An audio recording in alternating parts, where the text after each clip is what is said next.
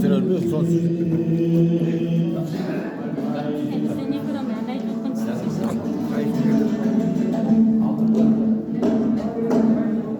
Ağladım sazladan sürdüm Mutluğamı Hastalanmam Kaybolduk olmayan zatlarım